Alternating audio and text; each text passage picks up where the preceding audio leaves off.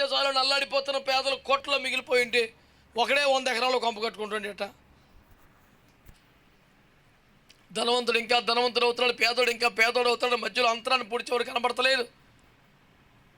సమాజ రాజ్య స్థాపన ఆనాటి దినములలో జరిగినట్లుగా అపోస్తుల కార్యముల వల్ల మాత్రమే సాధ్యమని నమ్మి అపోస్తుల బోధను, అపోస్తుల కార్యములను ఆశించి దేవుని సేవ చేస్తున్నాం. దానివల్ల సమాజ రాజ్య స్థాపన వస్తుందని ఎవడు ఎక్కువగా ఉంచుకోలేదు, ఎవడు తక్కువగా అందరూ సమిష్టిగా ఉంచుకునేది అనే ఒక సమాజ రాజ్య స్థాపన అపోస్తుల కార్యం ద్వారా మాత్రమే జరిగింది. ఎన్ని పార్టీలు వచ్చినా, ఎంతమంది వచ్చినా ఈ దుర్మార్గాన్ని ఆపలేరు, దీనికి ఒక అడ్డుకట్ట వేయలేరు. ప్రజల మనస్సుల్లో దేవుడు జ్వరబడి డబ్బు మీద విరక్తి దేవుడు పుట్టించాలి, లేకపోతే ఎవడు మార్చగలరండి?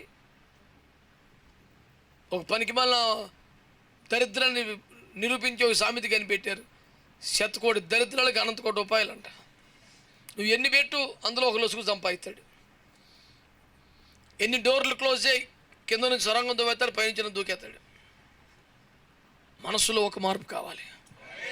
ఈ ప్రపంచంలో మనస్సు మార్పు గురించి బోధిస్తున్న, ప్రకటిస్తున్న, తిప్పలు పడుతున్న ఒకే ఒక ఆధ్యాత్మిక మార్గం ప్రభువైన యేసుక్రీస్తు మార్గం అంతే. ఇది మత మార్పిడి గురించి కాదు, మా మనస్సు మార్పిడి గురించి మాట్లాడే పుస్తకం, గ్రంథం దేవుడు. ఈ డబ్బు మీద ఆశపోతే దరిద్రం పోద్దు కదా. ఆ ప్రయోగం విఫలం అవ్వాల, సఫలమై చూపించాడు సమాజంలో. అందరు తమ స్థిర ఆస్తులు అమ్మి అపోస్తల పాదాలు దగ్గర వారందరికీ సమానంగా పంచిపెట్టారు. కార్ల్ మార్క్స్ లాంటి వాళ్ళు, లెనిన్ లాంటి వాళ్ళు కలలుగన్న సమాజ రాజ్య స్థాపన అపోస్తల కార్యాల ద్వారా సాధ్యమైంది.